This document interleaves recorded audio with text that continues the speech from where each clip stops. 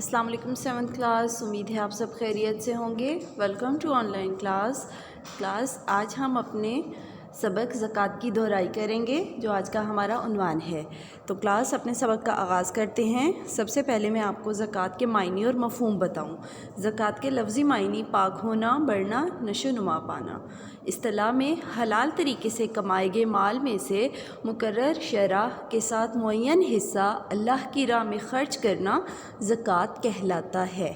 ठीक है, अब इसके बाद हम ज़कात का निसाब देखेंगे। निसाब यानी कि ज़कात कितनी फ़र्ज़ है, हम अपने माल और दौलत का कितना हिस्सा ज़कात अदा कर सकते हैं। ठीक है, ज़कात इन लोगों पर फ़र्ज़ है जिनके पास एक ख़ास मिक़दार में सोना, चांदी या सामान तिजारत मौजूद हो, और इस ख़ास निसाब मिक़दार को निसाब कहते हैं।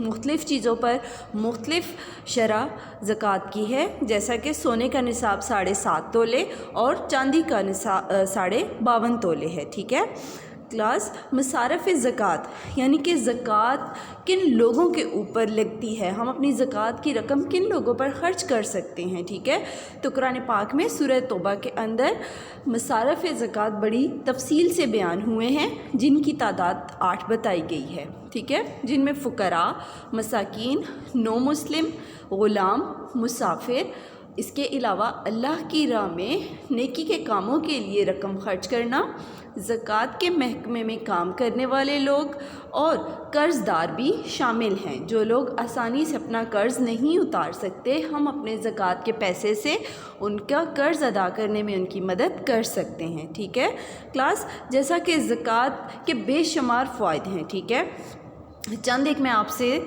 बयान करती चलूँ आपके साथ। जैसा कि ज़कात अदा करने से हमारे माल में बरकत होती है, हमारा माल बढ़ता है, मुआशरे से गुर्बत अफलास का ख़ात्मा हो जाता है, दौलत की तकसीम होती है, दौलत मुआशरे के चंद लोगों के हाथों में सिमट कर नहीं रह जाती। ठीक है, उसकी गर्दिश जारी रहती है, अमीर और गरीब के दरमियान फ़र्क ख़त्म होता है, उनके दरमियान एक ताल्लुक़, एक मोहब्बत, रवादारी का रिश्ता पैदा होता है। क्लास, अपने इस पूरे चैप्टर की अच्छे से दोहराई कीजिए। ठीक 10 मिनट बाद आपसे जायज़ा लिया जाएगा और फिर मैं आपको एक वर्कशीट सेंड करूँगी। Best of luck.